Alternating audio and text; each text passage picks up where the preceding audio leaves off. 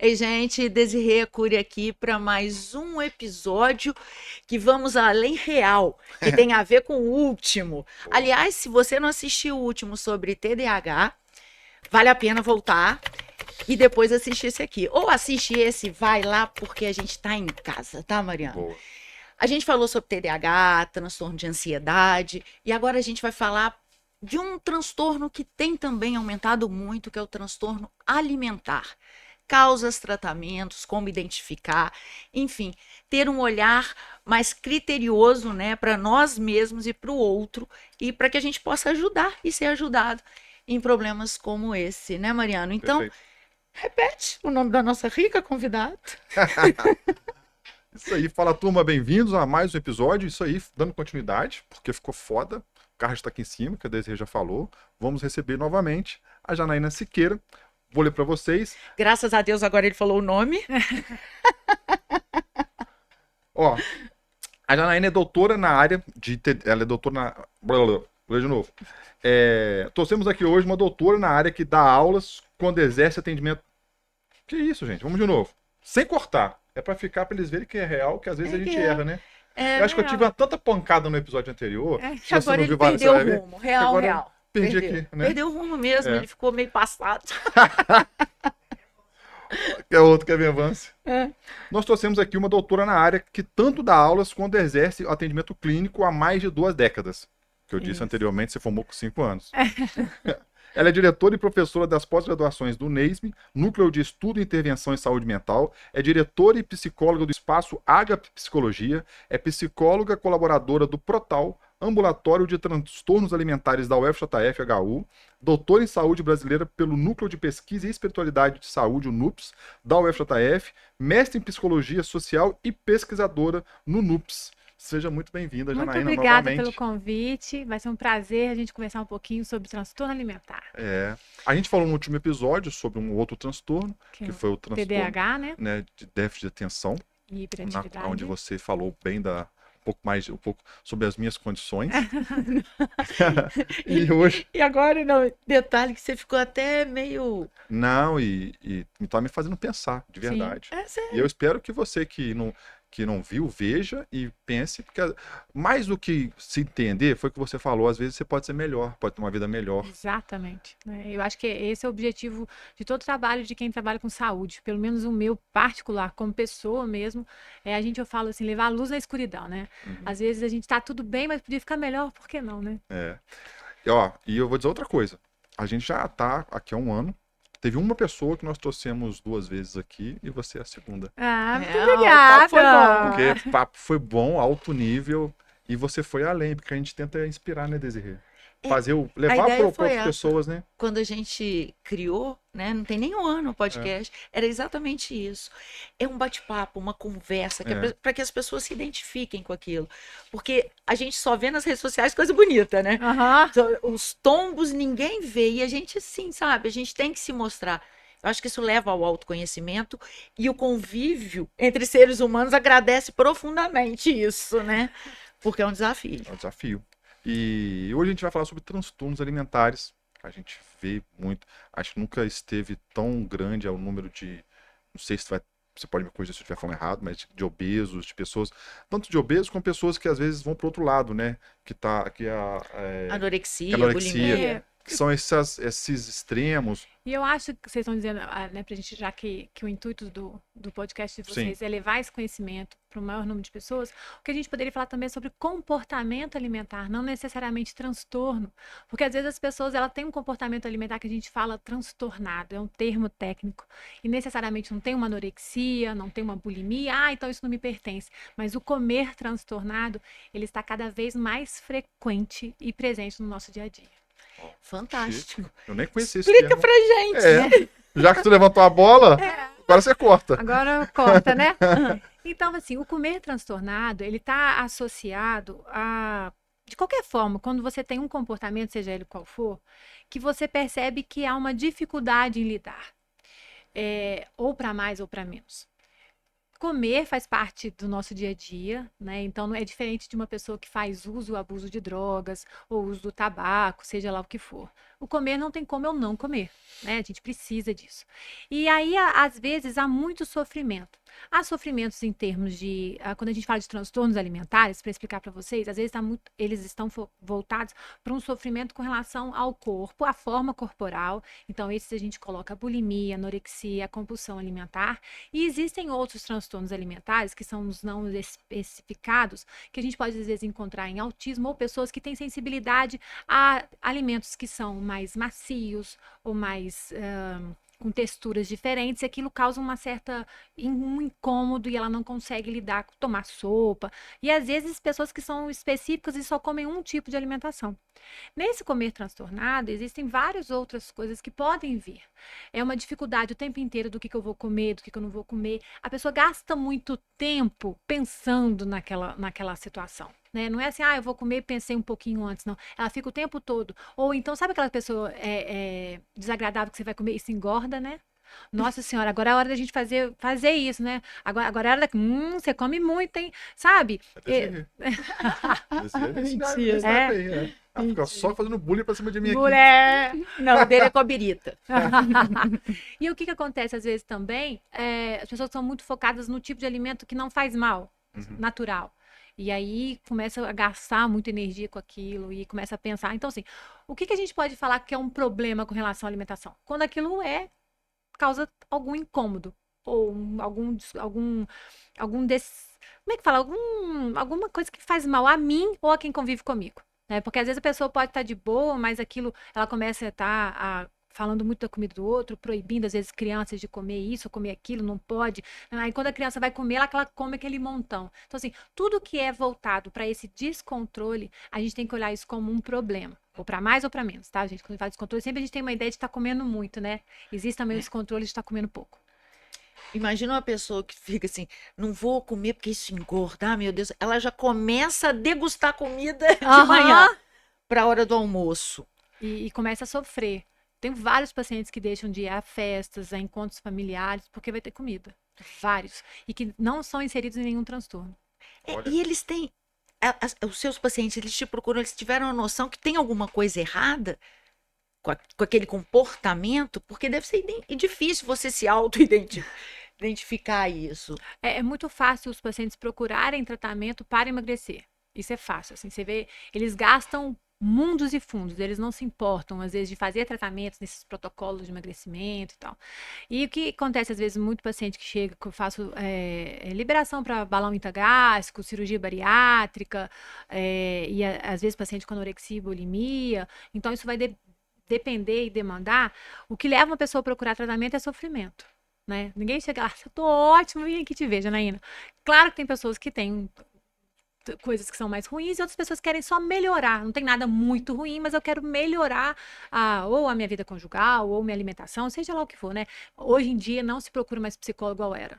Antigamente era vergonhoso, as pessoas tinham vergonha. Eu me lembro que quando eu fui trocar de consultório, o meu na beirada da rua, ali, quem mora em Juiz de Fora, perto do Hortifruti, naquela rua de José Cesário, e eu lembro que um paciente falou assim, mas você vai ficar ali na beirada da rua, todo mundo vai me ver entrando aqui, né?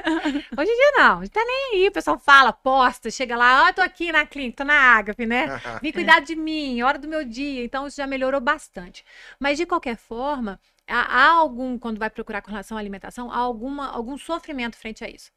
O que a gente tem que ver. E tem pessoas que às vezes comem as mesmas coisas todo dia, que aquilo ali não tem diferença. Agora, tem gente que come as mesmas coisas todo dia porque ela tem medo de sair engordando. Então, ela tem medo de perder o controle. E aí, ela só come restritamente a mesma coisa. Então, isso tudo vai depender. Eu não sei se eu tô lidando mais. Aumentou o número de bariátrica? A incidência? De cirurgia, procura? de procura. Sim, né? Porque hoje em dia até o próprio SUS oferece, né? Antes era aquela cirurgia que a gente falava aberta. Eu tive uma paciente, a minha primeira paciente eu a perdi.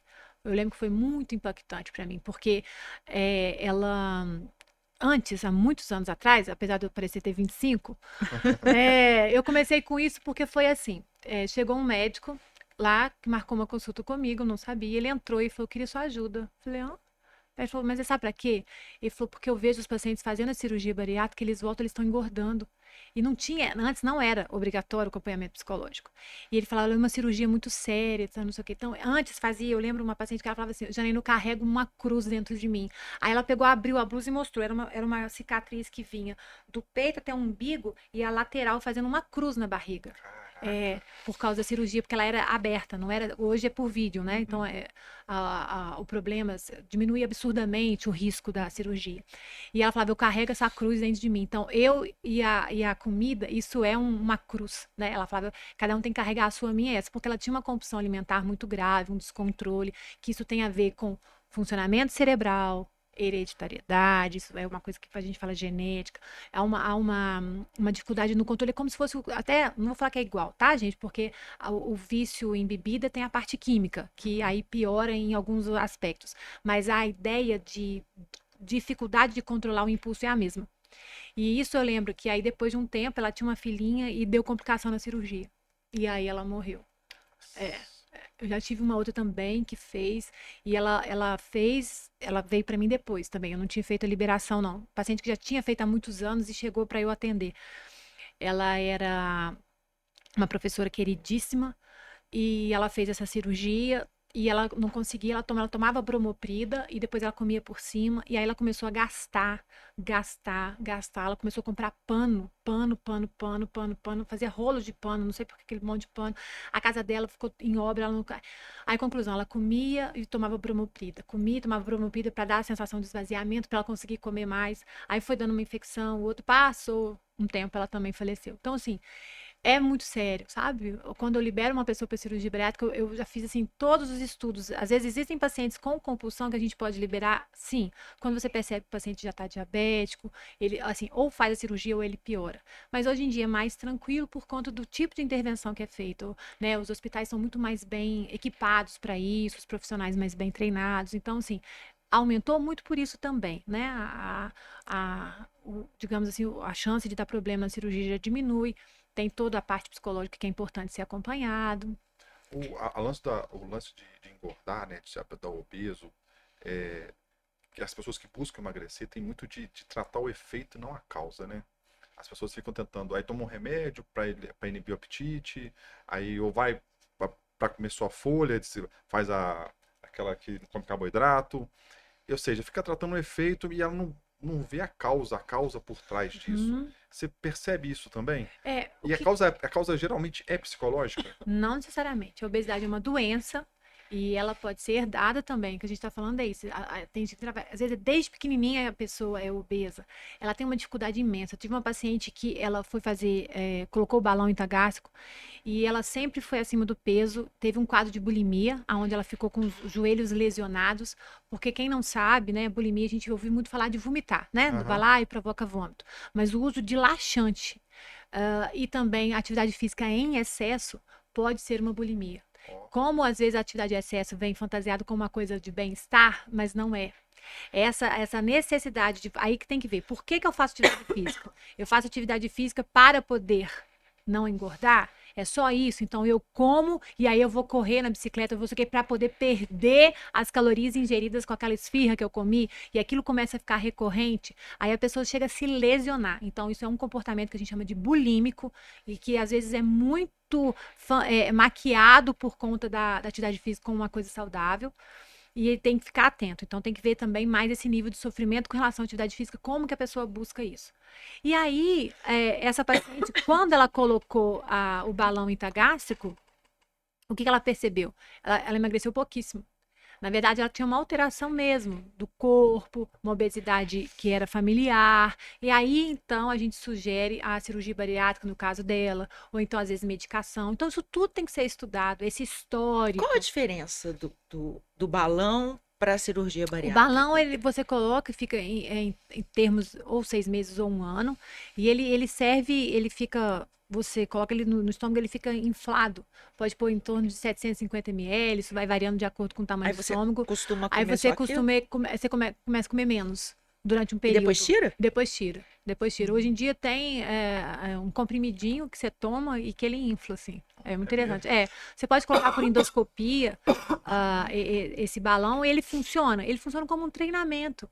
Ele ajuda, às vezes, pessoas que querem perder um peso maior. Então, a gente funciona agora. Coloquei, emagreci, depois engordo tudo de novo.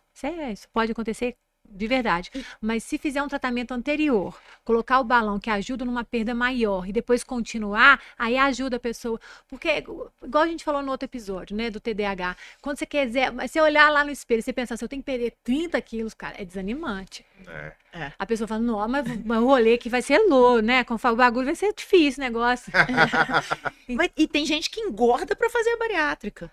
Porque antes agora tem sido. Porque os planos de saúde só liberados se o MC era acima do número. E a pessoa às vezes não ficava dentro desse número, então ela engordava. Isso acontecia. Que loucura. Eu já vedei vários laudos de liberação para cirurgia bariátrica por conta disso. Era completamente contra isso, um absurdo. Mas no laudo vem que ela engordou? Não, ou você, não. você acompanha? Não, o plano de saúde libera. Lá fala, chegou o IMC tanto, libera. Entendeu? Uhum. Eu fico sempre pensando, a gente voltando do TDAH, agora também da saúde do transtorno alimentar, até onde é uma questão comportamental, de treinamento, que a pessoa tem que parar e se reavaliar, e até onde é uma questão patológica. Uhum. Como é que você crava esse limite? Pois é, então, mais uma vez, do TDAH, como eu disse, é desde a infância e você tem que observar. Já o transtorno alimentar, não necessariamente. Você pode. Mas aí o profissional que vai trabalhar tem que voltar desde a infância e ver como que é. Aí você vai ver, eu era uma criança com peso normal, minha família normal, não tinha muito comilança. Aí quando chegou na adolescência, eu entrei na puberdade, aí eu comecei então a dar uma engordadinha. Porque é normal que aconteça isso na adolescência, né? Principalmente com as meninas, por conta dos hormônios. Aí, a partir dali, eu comecei a me incomodar, e aí eu comecei, então, a fazer aquelas dietas malucas, e aí a minha amiguinha fez também. Aí, na adolescência, por isso que é muito comum abrir os transtornos alimentares na adolescência, porque às vezes você nem tinha problema com o corpo, aquilo acontecia, mas você não dava muita vazão, você ouvia os bullying, ou as brincadeiras, ou às vezes dos próprios pais, que eu vou te falar uma coisa, todo transtorno alimentar, nem toda dieta causa transtorno alimentar. Mas todo transtorno alimentar começa com uma dieta. Então, como isso é colocado para a criança? Às vezes tem criança que realmente, gente, não pode ficar acima do peso que faz, mas como que isso é colocado para a criança? De que forma? Essa nuance que você me perguntou, né? Quando que fica esse limiar entre o que seria bom, o que não seria? Eu acho que é dentro disso. Então, você observar como é que foi esse caminho, quando que isso deflagrou e quais foram os motivos que levaram. Ou essa anorexia, que aí começa essa preocupação, ou a bulimia, ou a própria compulsão alimentar. A gente tem que avaliar quando que ela começou. Existem alguns casos que são após a gravidez, as mulheres depois têm uma dificuldade de voltar ao corpo anterior, aí vem o quadro de estresse, dificuldade com a amamentação, dificuldade com o próprio gerenciamento de ser mãe, ou pode vir depois de uma traição. Então, tudo que deflagrou que vai ser o indício de como que a gente vai executar e planejar esse tratamento. É o lance da pessoa que usa o alimento como escape, né, para uma ansiedade, ou caso você falou da pessoa que se separou e ela vai para o alimento, para comer, alimento não, ela vai para comida. É um vício. Para poder... Aí o que acontece? Você tem que até observar como que a gente faz um trabalho, né? A primeira coisa que a gente precisa é de um registro alimentar. Não tem como trabalhar com um paciente que tem transtorno alimentar ou que queira cuidar da sua alimentação se eu não tiver ele registrado. Quando eu falo registro, é registro mesmo. Acordei tal hora, comi isso, depois eu comi isso. Aí vai colocando todos os dias. Eu tenho que ter acompanhamento. Eu gosto, no mínimo, 2 meses. Mas vou te falar, nem todo paciente consegue. Mas eu preciso de um registro alimentar. Eu já chego falando, ó, se você quiser que dê certo. Por quê? Aí eu vou ver se o paciente, se ele come de manhã, se ele come de noite, se ele come de dia, quando que ele come, o que que ele come, por que que ele come. Existem pessoas que às vezes passam o dia inteiro sem comer, como só à noite. O que que acontece? Aí quando chega em casa, por que que você comeu, sei lá, um miojo? Ou então por que você pegou esse monte de arroz, feijão e carne? Nossa, que eu tava tão cansada e não tinha nada pronto. Eu fui no que era mais fácil. Aí você vai observar que isso é o quê? Uma coisa de organização. Ela não tá ali para comer. A Thalita tá cansada, ela quer comer qualquer coisa, que ela tá com fome, porque ela não se organizou o dia inteiro para se alimentar. Ela chegou morrendo de fome. É o que tinha na geladeira entre pegar, cozinhar, cortar um chuchu, fazer uma sopinha, ela vai lá e come o que tem ou liga para um iFood, mas não é porque ela tá deprimida, é porque ela tá cansada e que ela não se planejou. Então, o meu tratamento é, vamos organizar e planejar essa pessoa e eu vou gerenciar esse comportamento. Agora, eu tenho uma mesma paciente que passou o dia inteiro sem comer, chega em casa com fome, e ela tá sozinha, ela tá deprimida, ou então em casa é um local aversivo para ela, ela não tá satisfeita. Aí ela vai, ela pede um iFood. E ela, quando escolhe no iFood, ela escolhe o que ela mais gosta. O que lembra a infância, o que é mais gostoso, o que é mais palatável. Aí ela vai comer, então, sei lá, Humbertos, quem gosta aqui de fora, né? Nada contra, também amo. Ou uma comida mais palatável. Aí, então, Pizzazona, hamburguesão. um hambúrguer, alguma coisa assim, né? Podrão. Um podrão do que a pessoa gostar, né? E aí, o que acontece? É um prêmio para ela, né? O meu tratamento é outro. Eu não tenho que focar no planejamento, porque ela chegou de noite, ela pediu aquilo, porque ela estava insatisfeita, infeliz, aquilo ali seria uma coisa boa para ela. Então, o que a gente precisa fazer, nesse caso, por exemplo, é um pareamento, fazer coisas boas que não esteja necessariamente ligada à comida. Então, eu tenho que ver. Então, existem pessoas que chegam em casa, comem muito, por quê? Porque ela nem sabe o que ela está comendo. Porque ela está comendo enquanto ela está prestando atenção na televisão, ela não está nem reparando, por exemplo, um TDAH que é muito associado com compulsão alimentar, mas na verdade não é compulsão, é um descontrole alimentar. Então, tudo isso a gente só consegue observar a partir do momento que você tem a descrição do comportamento alimentar, da quantidade, qualidade e o local. Existem pessoas que às vezes vão na casa da mãe, na casa da avó, aí chega lá, você vai ver que é isso? Por que você tá... meu filho, tinha tanta coisa gostosa. Chega lá, tinha o bolo da minha mãe, nananana. A gente fala, então, quando você for na casa da sua mãe, nós temos que organizar você melhor. Você já tem que ir sem fome, já tem que lembrar e se organizar para ver o que você vai comer.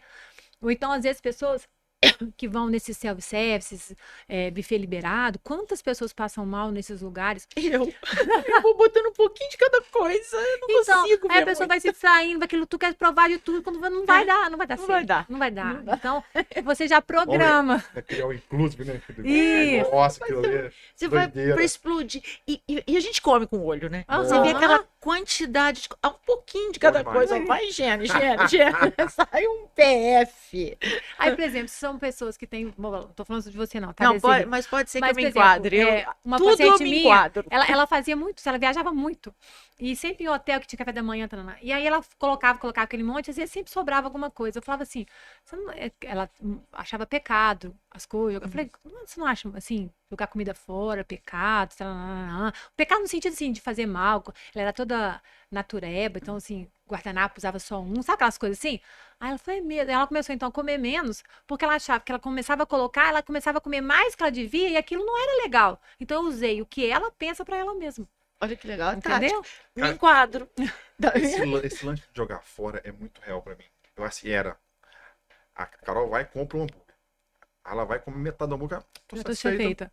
Parou. Isso. Aí eu olhava, não é possível, você deixa minha metade. Ai, Pagou caro nesse hambúrguer. isso. Aí eu ia Comeu. comer a metade dela. Sendo que você nem precisava ter comido, Não né? precisava. Então, aí, o que eu fiz? No seu caso, esse valor pra você é importante. Se Não você era. Parei com isso. Parou, porque- né? Não. Parou porque ele cresceu muito. Não, cara, eu deu 20 quilos no casamento. É, Tá maluco. Aí, não, tô só pegando, te cortei. porque isso. É uma questão realmente de uma crença De que um me valor. levava pra comer aquilo. E como é que seria E- o antídoto pra ele? Não, e nesse até hoje, sentido, quando eu do vejo, tratamento? ela faz de maldade, joga isso. Sim. Não, ela pediu hambúrguer, ela se sentiu satisfeita, ela Você- parou.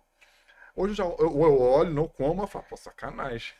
Ainda, Não, eu ainda falo, Aqui, sabe o que você sacanagem. devia fazer? Sacanagem, é. Guarda na geladeira pra ela comer no dia seguinte. Mas um É. hambúrguer mordido é meio complicado, É né? complicado, tem que ser na hora. Mas qual é o tratamento? Então, aí conversaria com ele, assim, isso pra você é um valor muito importante? Ah, não, isso pra mim é muito. Então, a gente vai conversar com a Carol e pedir pra ela agora partir o hambúrguer no meio, ou você é só metade, ou Aí, comer Carol. menor. De Falou pra repente... você.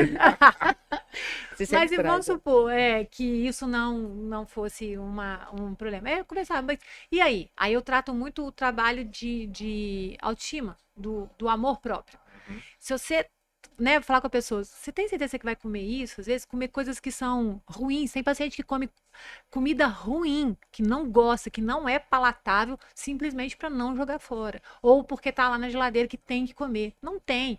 E aí eu vou trabalhando os valores de vida. Se a pessoa é religiosa, eu trabalho. Então tá, se Jesus falaria o que para você? Então eu brinco com meus pacientes e falo assim, ó, eu tive um pacto aqui com Deus, meus pacientes podem jogar comida fora, os meus pacientes não precisam comer até o final. Aí eu falo de verdade, mas eu acredito mesmo, porque faz tão mal para a pessoa ter que comer tudo Ou porque às vezes a pessoa, o que acontece? A pessoa com compulsão, ela está muito associada com impulsividade. Uhum.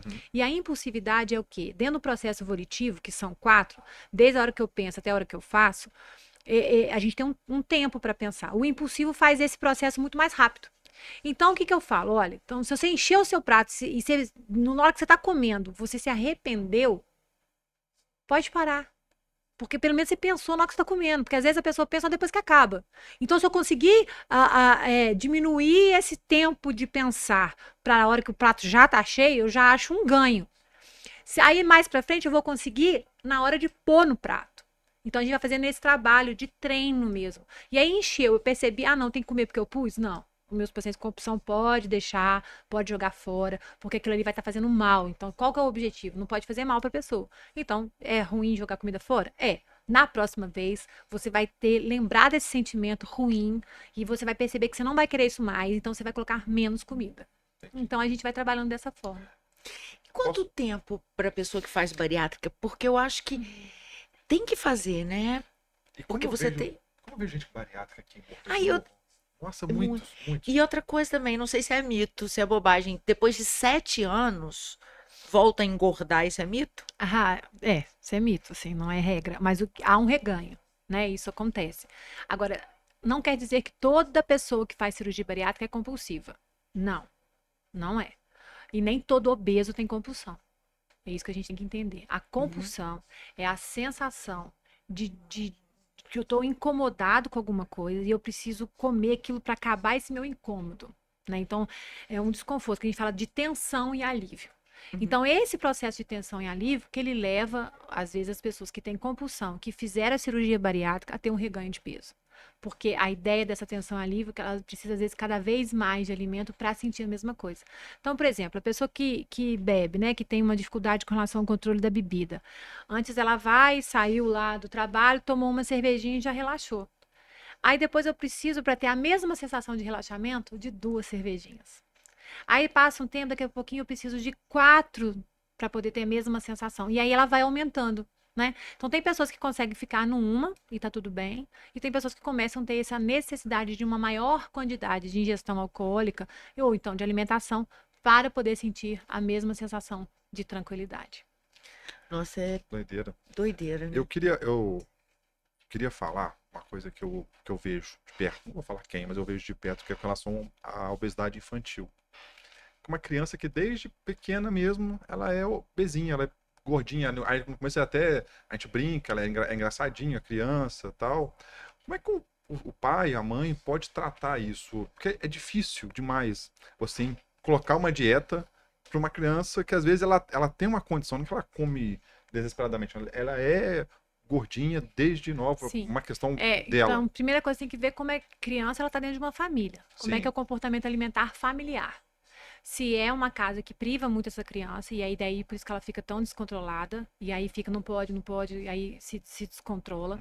Se são pais que também têm um descontrole alimentar, e aí pode ser que a criança simplesmente ela continue aquilo ali, então os pais são obesos ou acima do peso, e a criança também. Ou se ela já é uma criança que tem uma compulsão. Então, isso tem que ser avaliado mesmo. Pode levar para endócrino, pode levar. Tem que tomar muito cuidado de como vai ser a abordagem desse médico, como é que vai ser a abordagem desse nutricionista para essa criança. Privar uma criança, ou na verdade qualquer pessoa do alimento, não é o nosso caminho indicado. Quanto mais você priva, quando abre, depois piora. Então, o que a gente tem que saber é esse equilíbrio. Então, assim, pode comer de tudo? Pode comer de tudo. O problema, assim, você precisa emagrecer porque você é feia? Não, você precisa emagrecer porque o seu corpo não pode ter esse peso, isso faz mal para você. Então, saber lidar como é que isso funciona. E aí, a partir do momento, se percebe realmente um descontrole muito grande, levar no psiquiatra para ver se, de repente, essa criança não tem uma compulsão. E se tem compulsão, pode ter várias medicações que ajudam nesse controle. E aí, talvez seja benéfico. A gente ouve tanto, assim, quando a gente fala de emagrecer, de transtornos, questões alimentares, é nutricionista, endócrino, né? É difícil falar no psicólogo, o tratamento psicológico para aquilo. É fundamental. Assim, E é fundamental, ao meu né? ver, é fundamental. Tem Eu, que por exemplo, andar nunca, junto. eu sempre luto com a balança. Tô sempre ali atento. Mas você era uma criança gordinha? Não, engordei depois de velho. Eu acho que é por maus hábitos comportamentais, imagino. Mas eu nunca pensei, nem pensei no psicólogo para poder Cuidar disso. cuidar Entendi. disso. Porque pelo que a Janaína falou, em algum momento você teve algum gatilho, Aham. porque você era magro, você não tem o hábito. Pra mim foi depois do casamento. Depois do Sim, casamento é muito comum. É muito Botando a comum. culpa na Carol de novo. É tudo, ele Não, faz mas isso. é muito Tadinho. comum engordar Faz depois do isso. casamento. É. É muito comum. Porque Muda aí, o é hábito. psicológico também, né? Relaxa também. Agora Muda o já tô- hábito. Pode ser, relaxei, agora já tô, não, mas talvez não seja o maior, não. Não, É literalmente mudou os hábitos alimentares. Às vezes, programas que antes faziam que a pessoa Só final de só semana. final de semana, e de repente começa a utilizar a comida como algo prazeroso, alguma coisa para fazer junto, e aí vai ficando talvez mais sedentário, e junto com o casamento, aí você vai ver, a gente vem os anos, né? Então não é o casamento. Eu casamento e os anos passaram. Então a minha função, de repente, trabalhos, filhos, mudança de vida, muito mais tarefas e responsabilidades que antes do casamento a gente não tinha. Ah, porque eu não tinha porque eu não era casada? Não, tipo, eu era mais novo.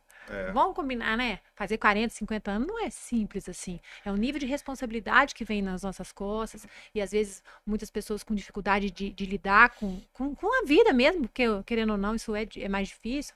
E aí por isso, então junto com o casamento vem os anos, a mudança comportamental, a mudança de vida, a mudança de pensamentos, estresse. E aí isso tudo vai mudando comportamentos. Vai né? ficando mais velho. Vai ficando Vai. mais velho e vai ficando mais difícil perder. Vai ficando mais difícil, é fato. Isso é outra coisa. É. Você come com Não 20, é mito. não é mito que você come com 20 é uma coisa. Você come com 40, você não pode comer do mesmo jeito. Ou Uai. isso não é justo. Não é né? justo, não. Tinha que ser o Porque contrário, né? Você vai ladeira abaixo. Aham. Podia ter pelo menos uma compensação. Não. E, assim, e você vai ganhando. A ideia é que você vai ficando melhor financeiramente. Isso, aí você pode comer Você melhor pode- ainda, não é? Antes não podia isso. comer, agora eu posso, não podia pagar. Agora eu posso pagar e pode comer. É verdade. Eu acho que isso é Deus, na sabedoria dele, vai te equilibrando ali. Principalmente para os desequilibrados de plantão. Né, Zezé? Porque senão você ficaria realmente louco, né? Nossa, eu só penso nisso. É não enxergar, é Mas uma engordar, coisa Senhor. boa, por exemplo, a anorexia, ele é raro, assim, raramente não, mas desencadeado depois de 40, 50 anos é raríssimo. Então não tem É muito mais comum na adolescência. Por quê? padrão? Padrão. Cobrança? Cobrança. Imagina agora. Estão fazendo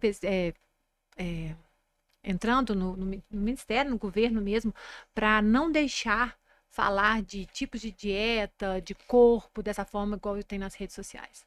Você imagina que antes era a revista Boa Forma, quem lembra dos antigos aí vai lembrar da Boa Forma, era um ou outro que tinha uns corpaços lá. Agora você abre a internet, assim, é bombardeado. Então, essa comparação para o adolescente é muito difícil. Ah, e a anorexia nos homens tem aumentado. Sério? Porque antes os homens eram menos exigidos, né? Agora também. Agora eles estão vindo assim, cada vez mais sendo exigidos da forma física, do que eles têm que passar. Então, tem mudado isso também. Então, tem aumentado. E o pior que é o seguinte, porque não é só estar magro, tem que ter aquele corpo que o seu biotipo não comporta. Como é que a pessoa, tadinho, como é que luta? Não vai chegar. E a Aí começa a cirurgia. E a anorexia é um transtorno onde a pessoa ela fica com baixo peso, ela se recusa a comer e ela pode se ver magra, mas ela acha que ela precisa ser, às vezes, mais magra do que ela é. Ou então ela tem que ser muito magrinha ao ponto de... Tem paciente que fala, eu gosto de ver osso, né? Ele para poder sentir aquela coisa de controlar, de colocar a mão e ver o osso. Caraca, É muito triste. É o transtorno mental que mais mata. é mesmo. E é difícil o tratamento. Muito difícil. Como é que é o É tratamento? meio que mudar a pessoa, como ela se vê. Sabe por quê? Caraca, você imagina. Eu quero saber o tratamento. O tratamento para anorexia, né, para transtorno alimentar, por exemplo, para compulsão alimentar, o paciente vai, ele quer emagrecer. Agora, anorexia, não. Ir lá tratar com a Janaína, não, ela vai querer me engordar. É fato, todo mundo quer me engordar. Então, ele vai, geralmente, a gente chama de ego distônico, sabe? É igual o paciente que quer parar de fumar. Tem um que quer parar de fumar e vai lá porque ele quer, e tem outro vai porque o outro obrigou. Então, é diferente, igual qualquer tipo de... No anorexo, ele não quer tratar, porque se ele quiser tratar, ele vai ter que comer, ele vai engordar, e a última coisa que ele quer na vida é engordar. Então, é um tratamento muito difícil por isso, por ser ego distônico. E outra coisa, não tem medicação para anorexia. Não tem. Porque tá na decisão dela. Tá na decisão dela. Essa é Mas difícil, ela hein? tem É. uma distorção, ela se vê de outra forma também, nem Tem, pra... a grande maioria tem, mas tem paciente que às vezes sabe que está muito magro, mas Mas mesmo quer. assim quer continuar. Tá Então, exatamente. satisfeita. Assim, é uma loucura, mas a vida é dela, o corpo é dela. Aí ela fala, tô satisfeita. Pois é, mas É. aí o que acontece? Um paciente com anorexia, a vida dele não está satisfeita. Ele vai perceber, o que a gente mais trabalha para poder deixar de ser ego sintônico e passar a ser ego distônico, do tipo assim, igual a gente quando faz alguma coisa que não queria ter feito, sei lá, eu fumo, gostaria de parar. Então isso é ego distônico. Então é fácil eu conseguir melhorar isso. Agora, a pessoa é magra e ela quer continuar deixando de ser magra, então isso é ego sintônico, ela não vai querer tratamento. Como que eu faço para conseguir convencer? Qual que é a primeira coisa que eu faço para conseguir convencer um paciente com anorexia a aceitar o tratamento? Eu comparo essa paciente com o que ela era antes da doença. Então, essa é uma doença que deflagra, né? Já tive uma paciente, gente, eu juro por Deus, com 9 anos com anorexia. Meu Com Deus. 9 anos. 9 anos. E a preocupação dela era com a barriga dela, com o tamanho da barriga. Como que eu consigo perceber? Porque o paciente com anorexia está muito grave. É um paciente que está doente, um paciente que está num quadro depressivo, está muito mal. O que eu faço? Eu comparo como é que ele era antes. Me fala uma coisa, aí eu pego fotos. Tá, aqui você está acima do peso, do que você gostaria e tal. Mas como é que você sentia? Você era alegre? Como é que você sentia? Aí a pessoa vai percebendo que a anorexia trouxe uma tristeza, trouxe problemas familiares, trouxe gasto de dinheiro, porque é um tratamento caro, trouxe tristeza para os familiares, para ela mesma, ela começa a se ver feia, porque ela vai ficando feia, vai ficando desnutrida, o cabelo vira igual uma palha, ela começa a ficar fraca, tem paciente que tem perda dentária, osteopenia, então uma série de circunstâncias, mas aí a pessoa fala assim, mas pelo menos ela me deixa magra, porque quando eu era gorda, aquilo me fazia muito mal, quando eu estava fazendo, aí você consegue então discernir, aí eu sempre trabalho, mas eu não quero te deixar gorda, o que eu quero é só que você fique saudável. Então, o tempo inteiro eu uso até esse termo, porque são o que eles usam, né? Uma forma pejorativa que eles têm de falar, né? Deles mesmos e de quando eles eram aquela gorda, agora não, agora eu consigo.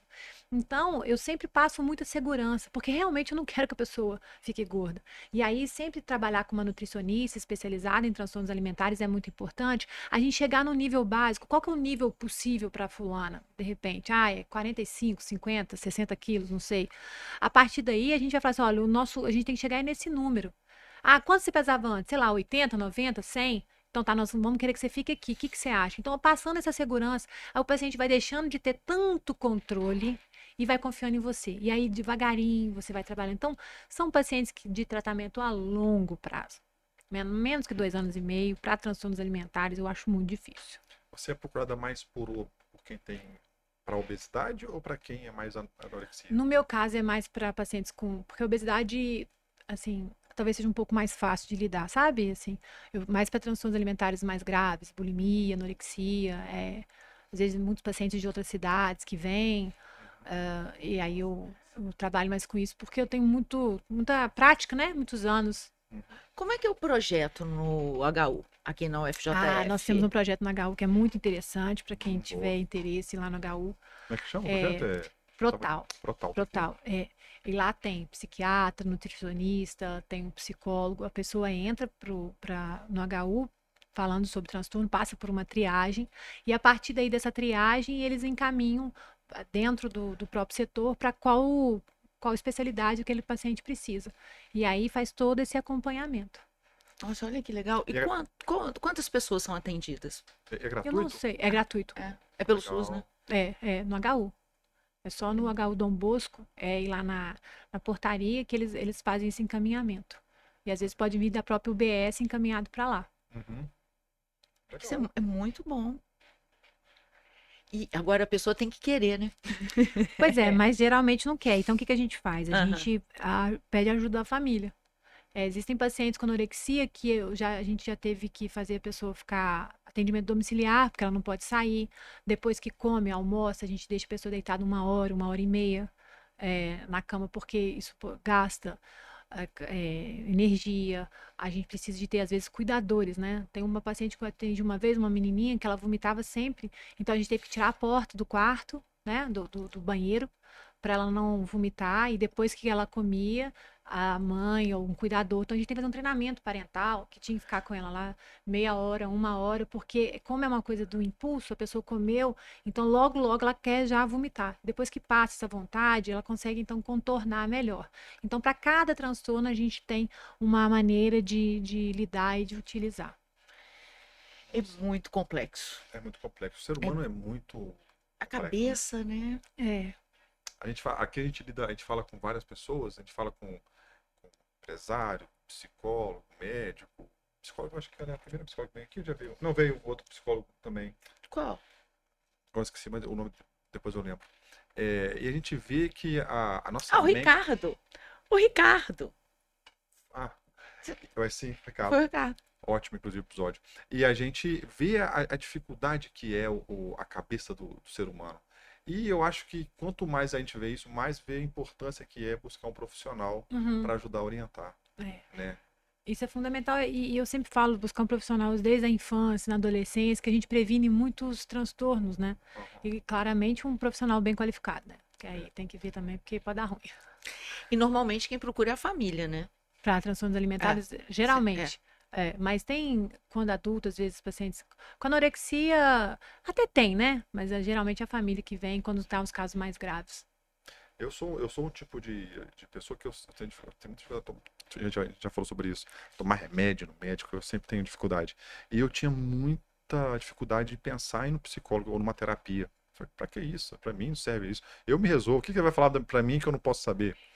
E depois eu fiz terapia para ansiedade e tal, e pô, mudou a concepção. Uhum. E acho que é muito importante adultos também que estão, às vezes, tá vendo que ele tá se entregando para comida ali, ou para bebida também, Sim, buscar uma ajuda psicológica, É. não só ficar nesse um defeito, né? Ir para causa. E o que tá na cabeça dele que tá levando ele para aquilo?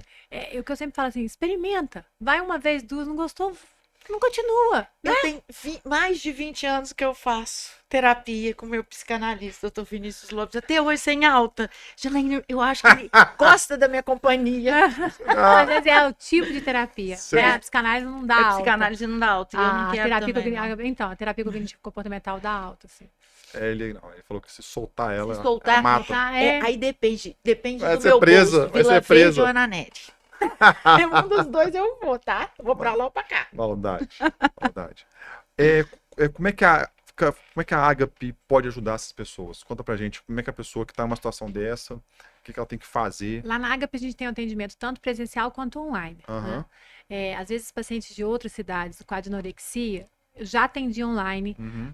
alguns deram certo e outros não. O que que acontece? Às vezes o paciente ele fica se vendo na imagem, né? Uhum. E aí fica. Tinha um que só mostrava o olho, assim, eu lembro direitinho. Que ele achava que ele era gordo, magro, igual um.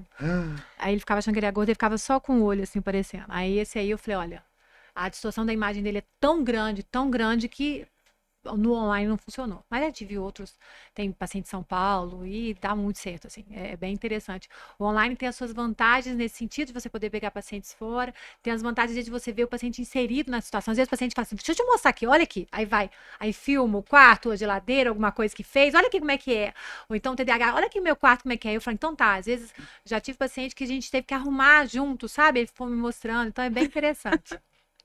Eu acho que tem essas facilidades. E E você nasceu pra isso, né? amo o que eu faço, adoro, sempre gostei. Na verdade, eu comecei com a terapia cognitivo-comportamental na faculdade, como eu te falei, tem mais de 20 anos, e não se tinha essa Eu só consigo. matéria. Não tem Guinness 20 anos, é possível 20 anos de E formada. não né? tinha essa matéria. Não tinha. E aí eu comecei na Fiane trabalhando com crianças especiais na escola regular. Então eu ficava dentro da escola com criança especial. E aí eu ficava lá regulando as crianças, ajudando a parte de comportamento. Com isso eu falei, gente, vou estudar mais, vou estudar. E tanto é que eu fui para o Rio para poder fazer a especialização, e é aí que eu trouxe para Juiz de Fora. Né? Você é pioneira aqui, né? Pioneira aqui, sim, pioneira. Em TCC. Em TCC. Então hoje em dia a gente já... Qual que é a diferença da terapia padrão, se é isso o nome, para uma TCC, terapia Cognitivo-comportamental. cognitivo-comportamental? É porque aí tem a psicanálise, vários tipos de Tem psicanálise, outras. não é isso?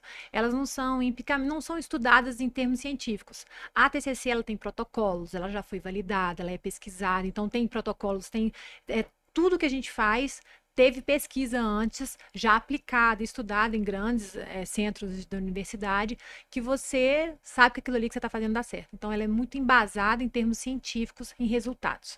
E por é mais isso, formada, e é mais para você modular o comportamento do paciente? não necessariamente ela é mais focada no resultado, né, em psicoeducar o paciente. Ele não vai ficar dependendo de você, nada contra, tá, Desirê? 20 anos com você na terapia. Você vai ensinar ele como fazer. Daqui a uns anos ele vai se entender tanto que ele vai ser capaz dele mesmo modular o próprio comportamento, os sentimentos, o que leva. É a ideia da tríade.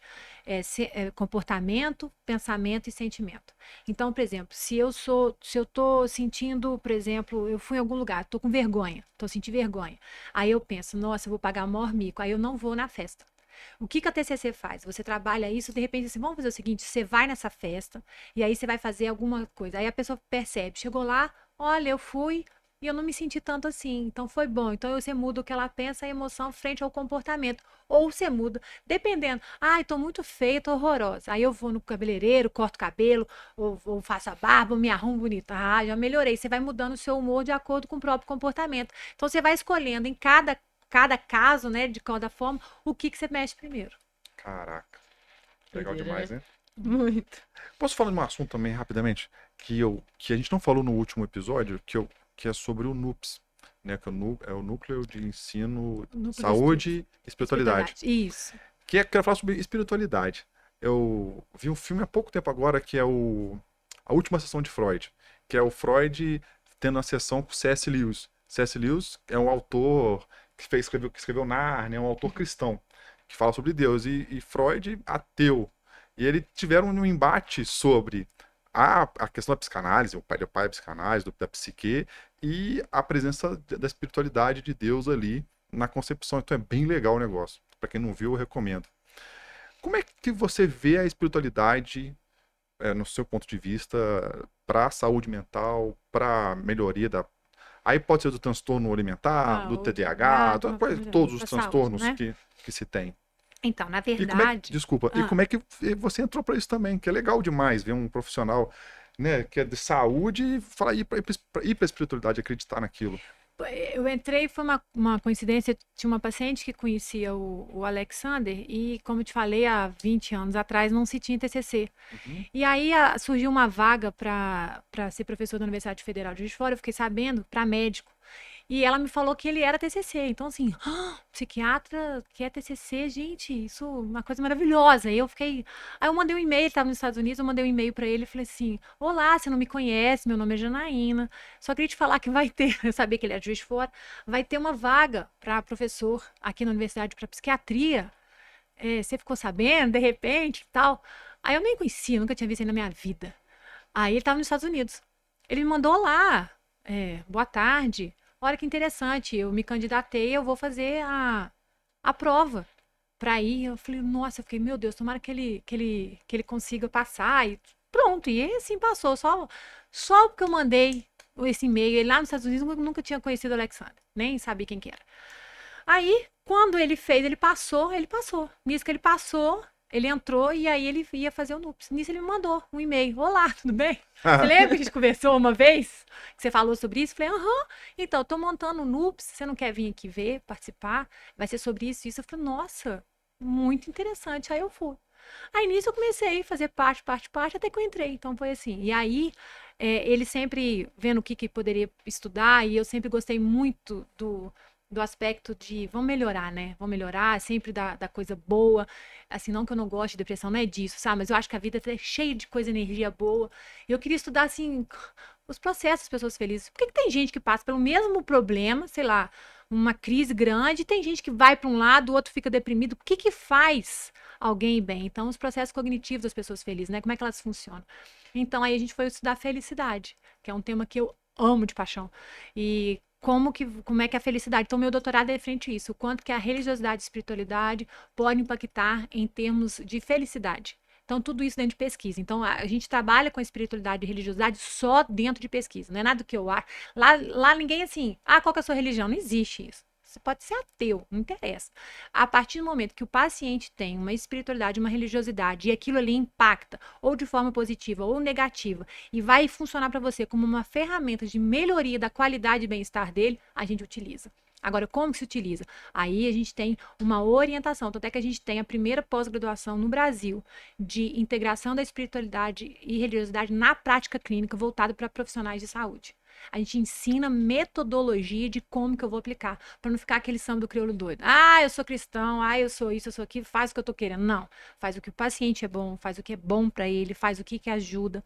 E a partir daí, dentro na minha pesquisa, a gente fez um estudo longitudinal com pacientes em hemodiálise. Nós fizemos, acompanhamos durante 2 anos esses pacientes, né, no recorte de 1 ano, depois de novo no outro ano.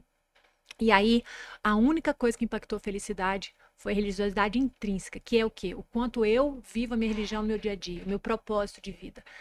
Se o paciente é diabético, se estava lá 15 anos fazendo hemodiálise toda semana, se ele estava só há 3 anos, se ele tinha índices laboratoriais ou clínicos alterados, nada disso impactou. Se ele ia à missa toda semana ou não, não impactou. A única coisa que impactou foi a religiosidade intrínseca, que é o senso de propósito, por que eu estou aqui, isso que a gente chama de transcendência. Então, quando a gente fala de religião, a religião só serve como um rito, algo que vai me levar ao transcendente. Né? Então, assim, sabe quando você vai almoçar alguma coisa que você arruma a comida bonitinha, aquilo ali é mais prazeroso? É como se a religião fosse isso, um ritual para te aproximar da ideia do transcendente. Então, a única coisa que impactou foi isso. Então, a partir daí, foi por isso que eu entrei e tô até hoje. Eu sou eternamente do NUPS, né? Então, assim, eu sempre fui. E agora a gente tem, ano que vem, o CONUPS, que 2025. E aí nós vamos trazer novidades, sempre a gente traz. E esse ano nós vamos trazer ao estudo da felicidade também. A Alexandra me deu carta branca pra gente poder montar isso aí. Tem também o negócio, já fazendo propaganda, né? Esse ano teve. Foi fera. Foi. Ano que vem vai ter 2025. Vai ter um cara internacional, né? Que vai vir? Vem uma... Não, vem sempre, mas Vem é o Rossandro Klinge. Isso. Ah! Porque a gente vai trabalhar agora com... É que a gente já fez... Primeiro a gente precisava provar que era importante. Então, pegar as melhores pesquisas do mundo, com os melhores pesquisadores no mundo, ser muito bem treinado para falar, para todo mundo olhar na sua cara e falar, opa, essa aí não tá falando, né, hashtag paz e amor, não, é uma coisa muito importante e com estudos científicos embasados em grandes revistas, em grandes universidades, ponto. Esse ponto nós conseguimos, então nós somos ouvidos e bem ouvidos. Segundo, tá bom, por quê? Agora a ideia, por que a gente sabe que isso faz bem? Já foi provado. Agora, por quê? Quais são os mecanismos que levam a isso, tá? Uhum. Aí agora a gente já tá na fase 3, né? Que eu falei, Alexandre, vamos mais pra frente, bora. A parte de prevenção. Que a gente quer trabalhar desde a infância, educação familiar, educação com as crianças, e não necessariamente voltado, mais uma vez, para a religião, mas para os valores de vida. Foi feita uma pesquisa onde fizeram um levantamento de todas as religiões do mundo e de todas as... Bíblia, Alcorão e tudo, todas falam das mesmas virtudes. No final das contas, tudo chega na mesma coisa. Justiça, temperança, pensar no outro, sabe? Todos esses valores. Então, todos os rios, é como o rio, né? Todos os rios caminham pro mar. Então, não interessa qual que é a sua religião, interessa assim, o que ela fala. E ela fala disso. E isso não tem nada de ruim, só leva coisas boas. Então, menor índice de suicídio, menor quadro depressivo, menor abuso de drogas, gravidez na adolescência, menor risco cardíaco, menor mortalidade, maior bem-estar, felicidade, saúde mental, tudo. Então, assim, pesquisas, assim, a gente fala, né, de estudos robustos, com metas-análises avaliadas, sempre isso impactando demais. Boa. Tem um livro que é Uma Vida com Propósito, não sei se você já viu. Esse livro é maravilhoso. Aí ele fala sobre um propósito, a vida com propósito, a vida é o propósito de Deus. E ele traz um estudo, não vou saber se é certo, se é da John Hopkins, que fez um estudo com pacientes com câncer. Aqueles que tinham o propósito religioso mais próximo, tinham mais chance, sobreviviam mais do que aqueles que não tinham. São os estudos que eles fazem no CONUPS. Não só mais, mas mais e melhor. Muito legal. Show. Nossa, muito bom. Agora, liberar, porque senão a gente vai morar com a gente aqui, né? Tem que te liberar, Janaína. Obrigada, gente. Obrigada, muito obrigada. Foi fantástico, viu? Super bate-papo. A gente, obrigado pela oportunidade que você falou lá atrás na semana passada, de novo. Hoje sobre isso. Espero que a gente consiga ajudar as pessoas, né? Com certeza. Esse é o objetivo, né? Esse é o objetivo. Muito bem. Nossa meta. Nosso propósito, bebê. Você que chegou até aqui, se inscreve, curte, compartilha. Você viu que esse assunto aqui é bem importante. Compartilhe com alguém que está precisando, né? Que está precisando ouvir isso. De novo, como é que é o arroba da Agape? Da Agape é espaço Agape JF. Tá. Ou então @Neisme Cursos. Tá. Esses dois, as pessoas conseguem Isso, te consegue ver encontrar. curso, encontrar. Beleza. É isso. É isso. Então tá, Valeu. joia. Valeu, gente. Obrigada, Obrigado, gente. obrigado. Um abraço.